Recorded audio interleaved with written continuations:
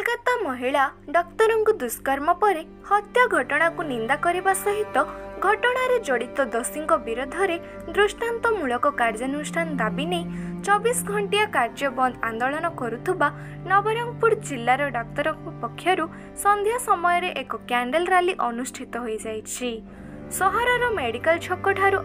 एक candle rally शोभायात्रा बाहरी सहर परिक्रमा करी मां भंडार घरणी मंदिर पर्यंत पहुंची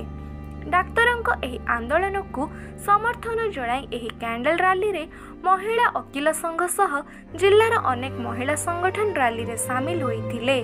एवं दोषींको विरोध रे कार्यानुष्ठान स्वरूप फांसी दंड प्रदान पई दाबी करथिले। देखो जो कोलकातार डॉक्टरी छात्री ममिता देवनाथ बर्बर दुष्कर्म सह जो हत्याकांड होइछे ताकू आमे नारी समाज पक्षर दृढ़ निंदा करुचु। तापरे पश्चिम बंग सरकार को मध्य निंदा करुचु कि एपर्यंत से कौनसी स्टेप नहीं नांती। गोटे जदि नारी सेटा भी गोटे डाक्तर और जदि सुरक्षित नुहंती आ जड़े रक्षक जदि भक्षक साजे तेबे आउ समस्ते कौन शिक्षा पाइबे। तेणु करी दोषी को फांसी नहीं आँख के बदले आँख जिमती अच्छी सी जिमती हत्या करिछि तार मध्य सर्वसम्मुख रे जनसाधारण आखि आगे ताकू मध्य सेमती शास्ति दिया जाऊ। आउ जड़े जदि शास्ति पाइब ताकू देखिकी आउ जड़े शिखिबे आउ नारी समाज प्रति समस्तंकर सद्भावना रहिबो। समस्ते खाली नाम को मात्र नारी को माँ दुर्गा देवी मानुचंती किंतु समस्तंकर नजर रे खराब अछंती नारी। आज कोन करे आज आमे नीरव प्रतिवाद कलु कैंडल मार्च रे आसिलु आमे दशरापदा ठू भंडारगंडी मंदिर पर्यंत नीरव प्रतिवाद कलु justice for Mamita Debnath rally जो कोलकाता मेडिकल छात्री सहित जो प्रकार भी गण दुष्कर्म होइछि जो रेप होइछि तांकर जो माने निर्भया ताकू ना भी दिया जाउछि निर्भया 2.0 निर्भया को जमी दिल्ली रे होइथिला पुणी कलकत्ता रे होइछि सेथर राज्य सरकार तांको चुप्पी साधिकी बसचंती ना ताको दंड दौना कौन पे आम से पचारिया चाहूँ तार प्रतिवाद रे डॉक्टर्स मान को सपोर्ट करिकी आम समस्त वकील वृंद और समस्त महिला वृंद आज सब एकजुट होइछु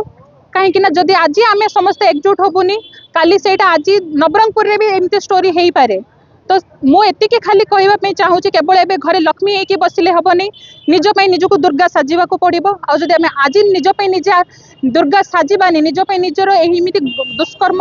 करवा लोक को दंड देवाई प्रतिवाद करवा ना तो आम निश्चय आम गोटे अन्यायर भागीदार हो जावा। देखंतु कोलकातार आरजी हॉस्पिटल रे जो